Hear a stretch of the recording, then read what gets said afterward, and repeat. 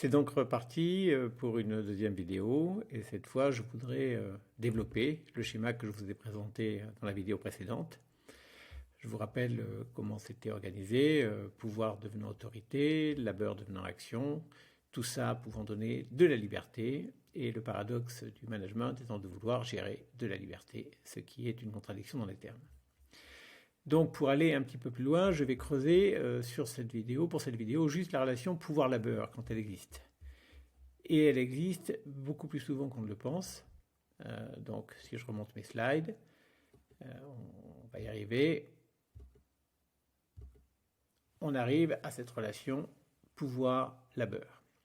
Qu'est-ce que ça veut dire? Ça veut dire qu'il existe des relations de management qui concerne, alors tout ça est schématique bien évidemment, et vous savez que le problème avec les schémas, c'est qu'ils sont schématiques. Mais des fois, ça permet d'aller à l'essentiel. Du pouvoir non légitime aux yeux de ceux qui le vivent, c'est-à-dire sans consentement ni adhésion, mais simplement acceptation, parce qu'on n'a pas le choix. Et du labeur, c'est-à-dire des tâches plutôt ingrates, des travaux sans saveur ni odeur, en tout cas peut-être des odeurs, surtout dans l'exemple que je vais prendre, mais des travaux pénibles. L'exemple en question, c'est par exemple lorsque j'ai eu l'occasion de visiter avec des acheteurs qui voulaient me faire voir ce que c'était, un abattoir. J'en ai visité 3 en fait. Les 3 étaient en Bretagne, mais ça c'était un hasard. Et j'ai pu voir ce que c'était que des tâches vraiment ingrates aujourd'hui, avec des gens qui viennent travailler parce qu'ils n'ont pas le choix, et on ne peut pas parler de motivation et d'intérêt à la tâche. La plupart d'entre eux étaient par ailleurs des fermiers, des paysans, c'est-à-dire des gens qui avaient une ferme à eux, mais qui était trop petite et insuffisante pour nourrir leur famille. Donc ils venaient chercher un salaire, et quand ils avaient fini leur journée, ils avaient une deuxième journée de travail qui commençait chez eux, parce qu'ils avaient des bêtes à soigner, parce qu'il fallait rentrer pour ça, et donc les journées étaient bien remplies. Donc on est sur une population qui vit vraiment le travail comme un labeur, comme une tâche, surtout celle à l'abattoir. Peut-être qu'ils ont un autre rapport au travail dans leur ferme, mais celle de l'abattoir, c'était vraiment du labeur, c'était vraiment des tâches ingrates. Et le pouvoir en face d'eux est un pouvoir purement disciplinaire, assez brutal, qui ne recherchait ni la participation, ni la consultation, ni les cercles de qualité, ni l'intelligence collective.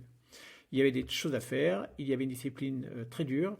Pour aller pisser, il fallait vraiment demander l'autorisation et c'était peut-être 2 fois par jour.